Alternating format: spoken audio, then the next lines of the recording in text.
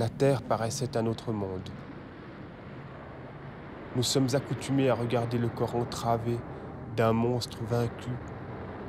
Mais là-bas on avait sous les yeux une chose monstrueuse et en liberté.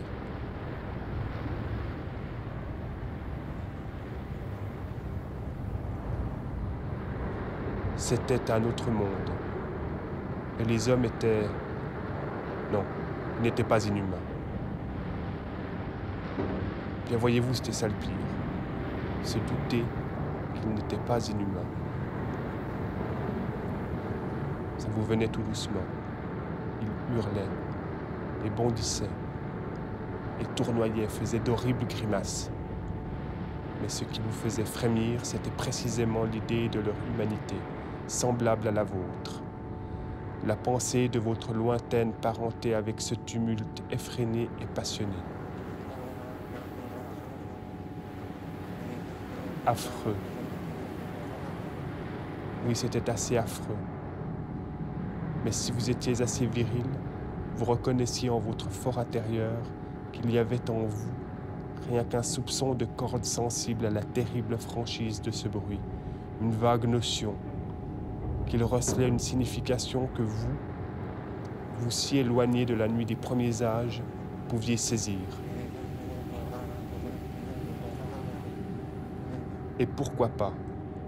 L'esprit de l'homme est capable de tout, parce que tout y est contenu, tout le passé comme tout l'avenir. Qu'y avait-il là-dedans après tout? De la joie, de la peur, du chagrin, du dévouement, du courage, de la fureur, qui peut le dire? Mais de la vérité dépouillée de son manteau de temps. Que l'imbécile reste bouche bée, en proie au frisson.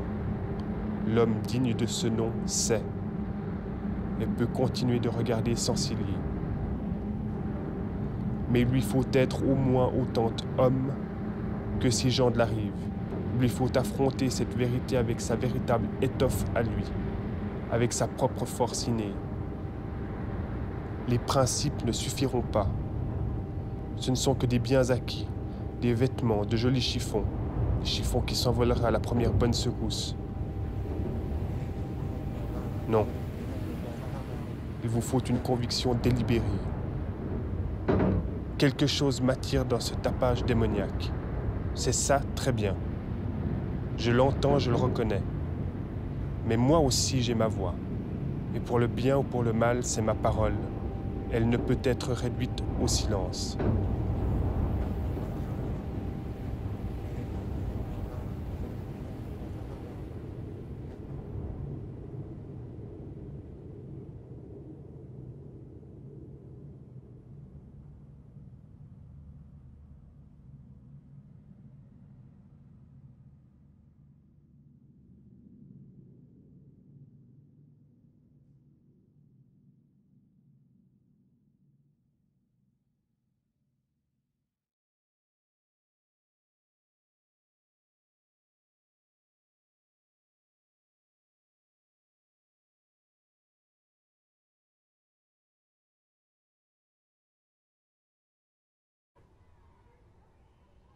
Celui-ci, je l'avais d'abord trouvé je l'ai vu dans la rue.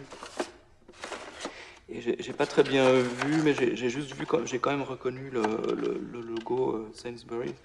C'est le supermarché où je vais faire mes courses. Et je pensais en fait que c'était du sucre en morceaux, je sais pas, je sais pas. Mais tant est-il que j'aime bien les desserts, donc de toute façon là, je pouvais m'acheter. Ah, c'est un dessert. Ça, ouais, alors ça c'était pas si génial, ce Bramley Apple. Mais j'aime bien ces compositions en fait. J'ai des choux avec du chocolat belge. Des choux? Des choux, genre des. Ah oui, des choux en pâtisserie. Ouais. Oui, c'est que des gâteaux, quoi, tout ça. Ça, c'était des custards, je savais pas ce que c'était. J'ai dû regarder sur internet. C'est de la crème anglaise, en fait. C'est assez bon. Mais tu achètes les choses pour le contenu ou l'emballage? Mais pour les deux. Alors, en l'occurrence, j'étais content que ce soit des choses sucrées que j'adore. Donc, c'était un genre de millefeuille, je pense. Là, il y en a 3 sortes différentes. Bah, il y a plein de formats, mais peut-être il y a peut-être encore un ou deux desserts. Il y a par exemple, il y a l'emballage qui mixe les différents desserts. Il y a avec des points. J'ai encore pas acheté les desserts où il y a des points. Et certains desserts ont des compositions avec des points. Mais celui-ci est très beau. Ça, je l'ai acheté sur Internet parce que j'ai eu ces petits ennuis avec cette souris. Ah oui, c'est la souris qui était dans ta cuisine. Ouais, qui s'est coincée, je pense, dans la grille du frigo, je sais pas, derrière, dans la partie. Je savais pas que le papier d'Arménie, ça faisait disparaître les souris. Non, c'est pas disparaître les souris, ça régénère les odeurs, ça un petit peu. Ah oui, oui, oui. Ça a des vertus. Je découvre cette boîte, enfin, vraiment, je pense que si on met papier d'Arménie, c'est quasiment une des premières images qui vient, et je trouve cette compo super. Quoi. Tu vas faire un tableau avec... Je vais faire un tableau, j'ai même déjà le châssis, mais là, effectivement, alors je vais m'efforcer de faire des couleurs de manière fidèle, donc une fois que les beaux jours seront réellement installés, je ferai un tableau un peu comme je l'aurais fait à Lausanne, avec justement en m'efforçant d'être... Avec des couleurs mélangées. Avec des couleurs mélangées et les plus proches possibles de ces nuances-là.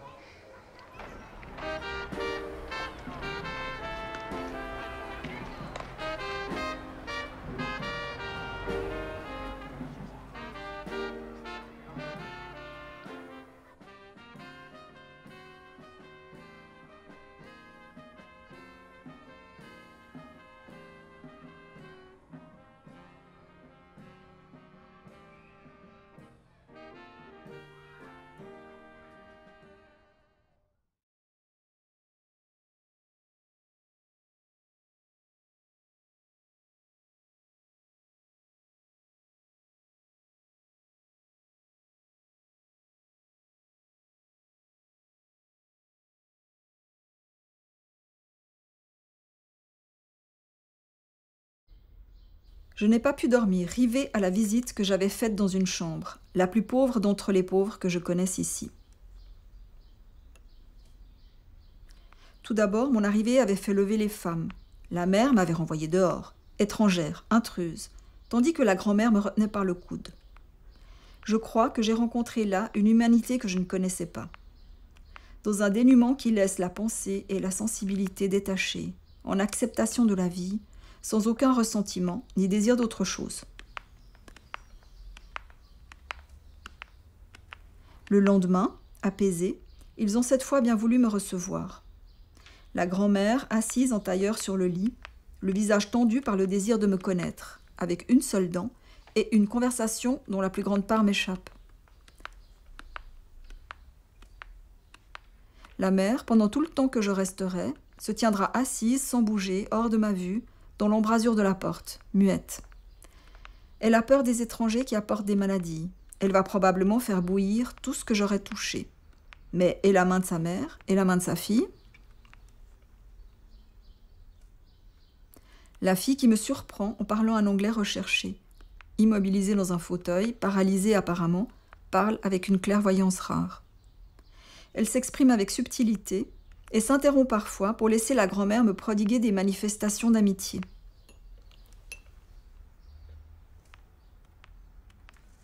Toute la famille est captive, ils sont prisonniers les uns des autres, le fils de sa mère, la mère de sa peur du dehors, la grand-mère de son corps, la fille de sa maladie.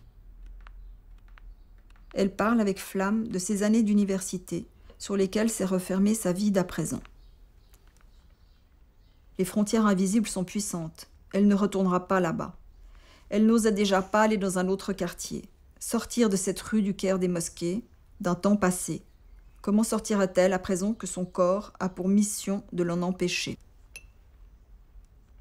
Sans aucune mièvrerie, ni aucune envie, toute de grandeur et d'intelligence, sa conversation m'a amenée dans une région pure, m'a fait croire au possible de l'esprit et de l'amour dans toutes conditions.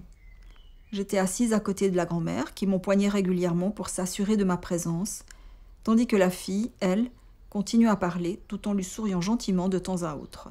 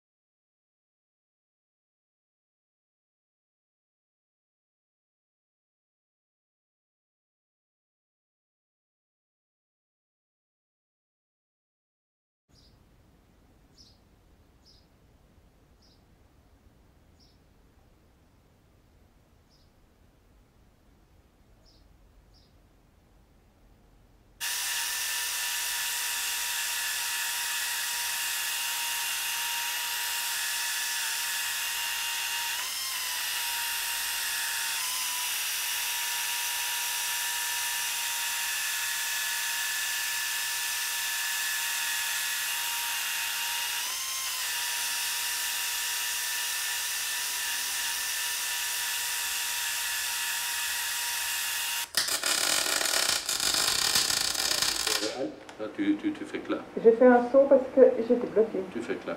Il faut vraiment travailler. Tu dois avoir ton bout de fil. Ouais.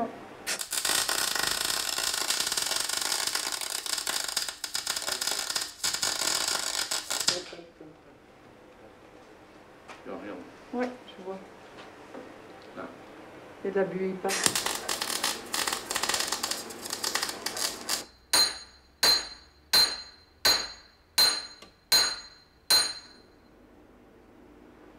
Normalement, il faut pas de côté. Ça va, on va déjà regarder avant.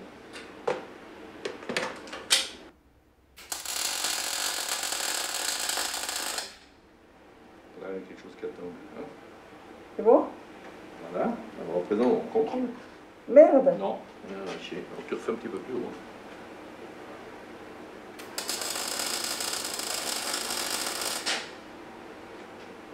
Fais plus haut. Carrément, là. Incline un petit peu plus. Ouais.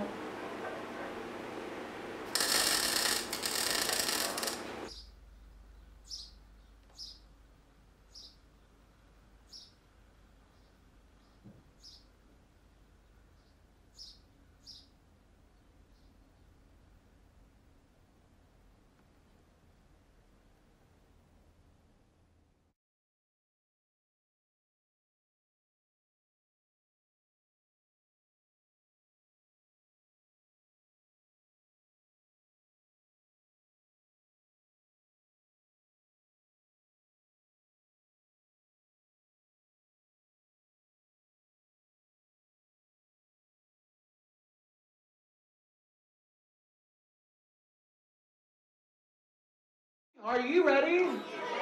Okay. So we have one first, hold on. We have one first act, and there she is, and she's smoking inside. Her name is Cerise Cherry. And she made it up to Zurich from Lausanne. Give it up for Cerise!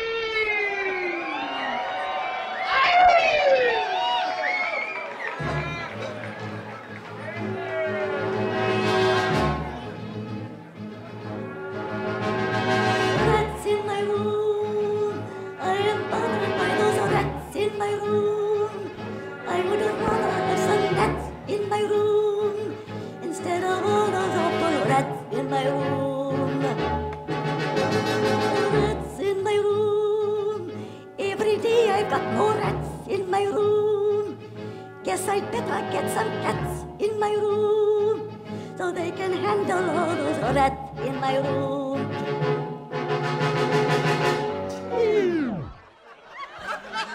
Please, oh, I'd love to taste some cheese. I could accomplish that with ease, except my cupboard's always empty and pale because of all those nasty rats in my room.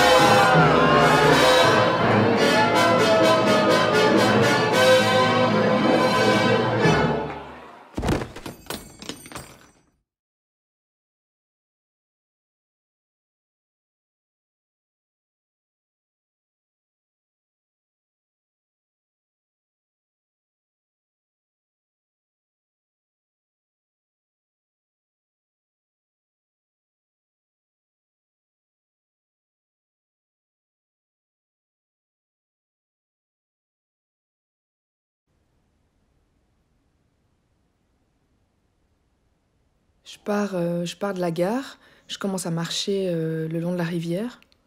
Et il y avait 2 sentiers, j'ai pris celui de gauche, celui de droite, qui passait la crête et puis qui arrivait sur un espèce de grand plateau avec un hameau d'alpage magnifique. Et puis arrivé au col, comme souvent à cette période de l'année, le versant nord était tout enneigé. Il y avait une petite chapelle juste au col là. J'ai un petit doute. J'ai suivi le sentier d'abord, où il devait passer.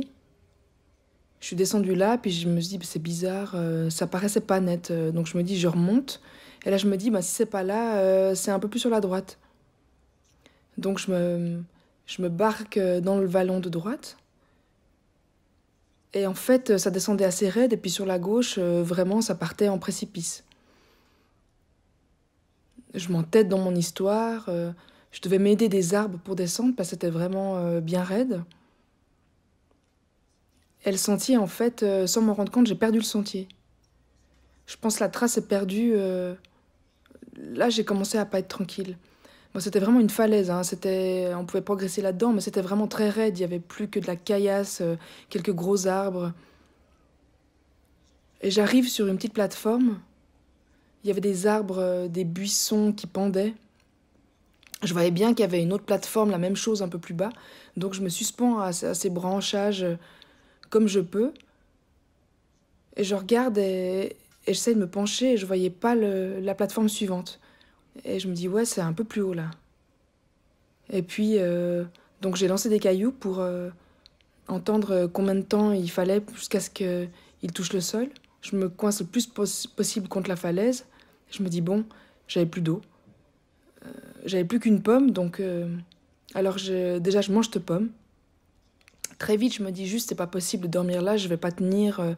Si je fais un faux mouvement, je peux pas... Et là, j'ai commencé à être un peu en mode panique. Pas de réseau, enfin, ça faisait un moment que j'avais plus de réseau.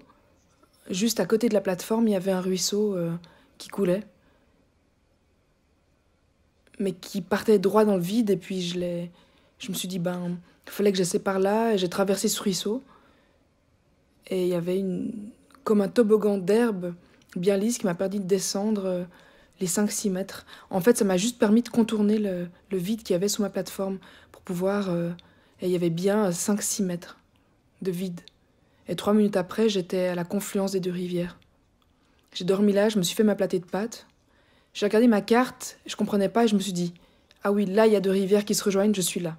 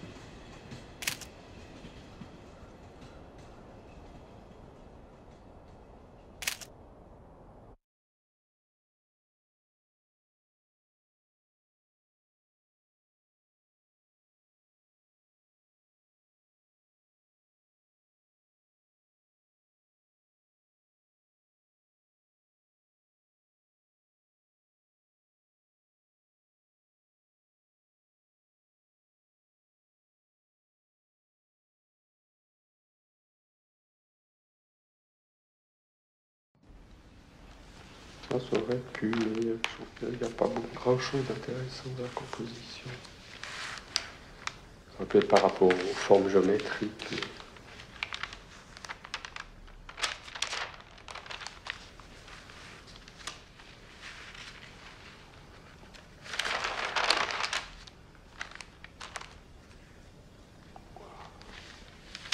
Ah, ça c'est Ouais, bien. ça c'est bien.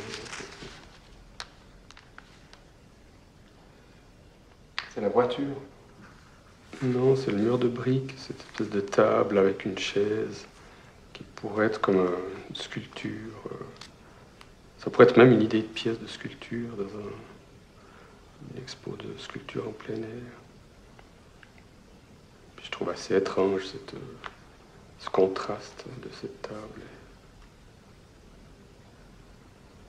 C'est assez drôle, quoi.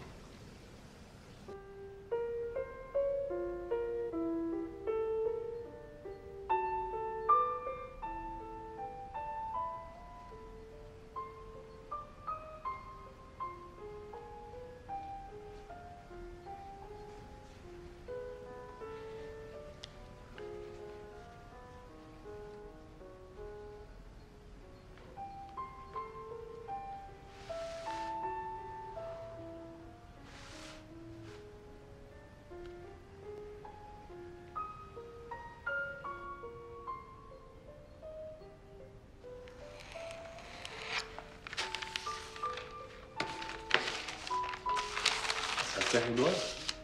Un rectangle noir, oui. C'est intéressant d'avoir dans un journal une photo toute noire, quoi.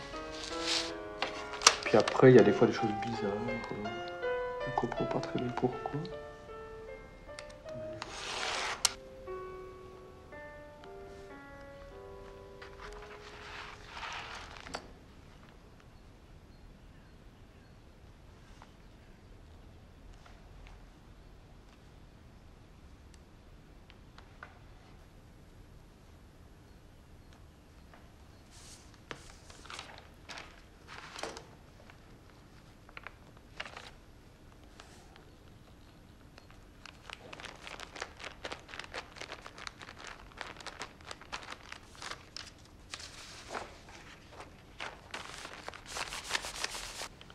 En fait, il y a à un moment donné un motif de brique qui est arrivé en 2003, comme ça, dans un cahier. Un peu comme... un peu par hasard. Et puis là, en 2006, je trouve assez symbolique, c'est cette photo de... C'est l'abbé Pierre. Ah, Qui construit son premier Emmaüs, en fait. Puis là, ils inaugurent, en fait, je crois, l'Emmaüs. Là, en fait, apparaît la première trace de ce qui va être le format de la brique dans les tableaux. Donc, c'est 6 sur 29 cm. il y a 1, 2, 3, 4, 5, 6, 7, 8, 9, 10, 11, 12, 13, 14, 15, 16. Il y en a des plus. Type de briques. Ouais, ouais.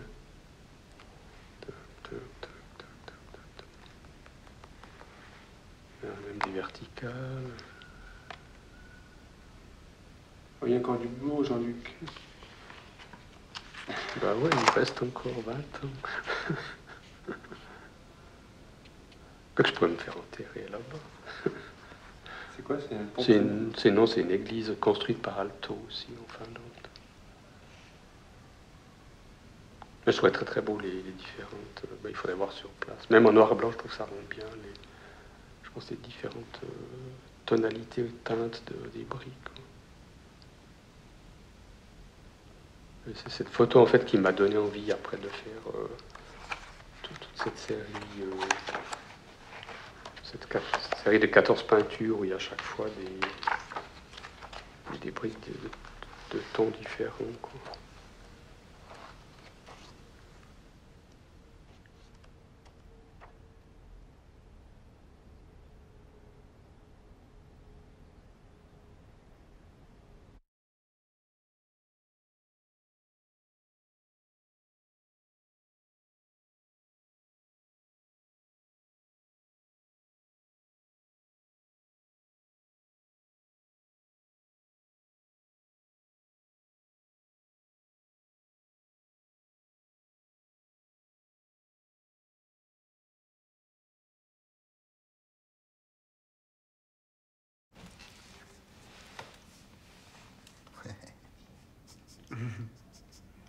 Ouais, ben, et puis, si je ressors ça...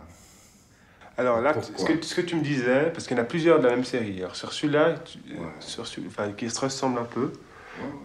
Et puis, il y a un truc qui n'allait pas, alors que tu me disais que tu n'étais pas content, c'était le truc, le coin de la table à gauche, c'est juste? Ouais. Mais c'est pas un truc qui va pas, il y a tout qui va pas là-dedans. Hein. Après, Non, par exemple, la main... ça j'aime pas non plus. Mais tu m'avais demandé si j'aimais pas la manche. Ça, t'aimais bien, ça? Ça j'aime bien, ça je trouve très beau. Ça j'aime bien aussi. Ici je trouve que ça joue bien. Après là je m'ennuie un peu. Puis là je trouve que ça joue vraiment pas. Mais je veux dire c'est pas... Hein. En fait sur une toile comme ça, c'est déjà... Je vois que si j'attaque dedans, je dois un peu tout refaire. Je dois un peu tout refaire. Et c'est intéressant quand tu dis que tu as des choses qui se passent, puis des choses qui se passent pas. Alors par exemple, là où ça se passe, bah, c'est la manche à droite, enfin, à droite. Moi, je trouve que là, il y a beaucoup d'espace, puis en même temps, il est naturel. On dirait... On voit pas que j'ai dû réfléchir à changer de couleur pour peindre quelque chose. Je trouve que c'est fait d'une façon simple, évidente et normale. Ici, tu sens... le mec, il réfléchit, ah, faudrait faire un peu plus foncé, puis il faut faire attention à la forme, et puis s'il faut ça. Ça manque de naturel, c'est pas... Ça manque de cohérence. Puis là, par exemple, ça tient super bien. C'est-à-dire que tous ces trucs, ça se courbe un peu dans tous les sens, mais tout en restant plat. Ah, ça, la peinture. Et puis le coin de la table à gauche, là, c'est un peu cucu, quoi. Ben, c'est-à-dire... Comme pour que je t'ai montré pour la main, mais encore pire, parce que ça pourrait presque être une faute.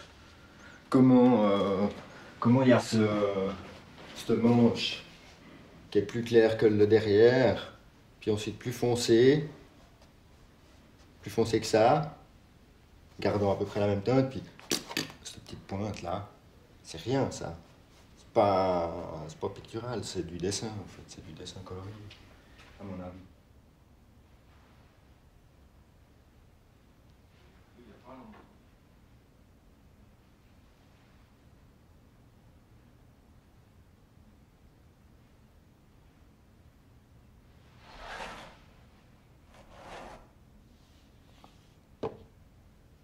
C'est-à-dire que... Bon, j'ai refait ça. J'ai refait déjà pas mal de fois ce motif. Bon, là, c'est du grand désordre, hein, pour l'instant, comme tu vois. Donc je veux dire, en soi, que ça soit barbouillé, moi, ou que ça semble un peu fragile, ou que ça semble un peu mal fait, ça me dérange pas. Mais ça n'empêche pas que ça doit pouvoir fonctionner. Alors maintenant, je te pose la question, je te dis, est-ce qu'il s'appuie vraiment? Est-ce qu'il s'appuie sur la table?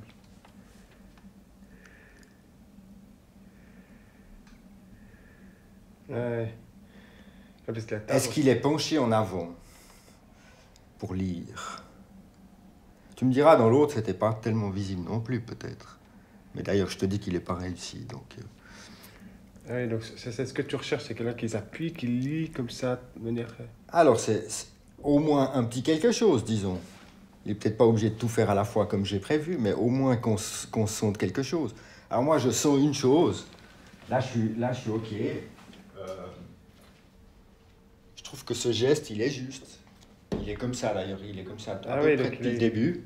Ça, tenir son... Oui, il froisse un peu le tissu. Tenir son coude, comme ça, avec une main qui a trop de doigts, ils sont un peu déformés, on ne sait pas trop ce que c'est, mais je trouve que ça correspond à une sensation. La main, elle touche vraiment l'intérieur du coude, pour moi.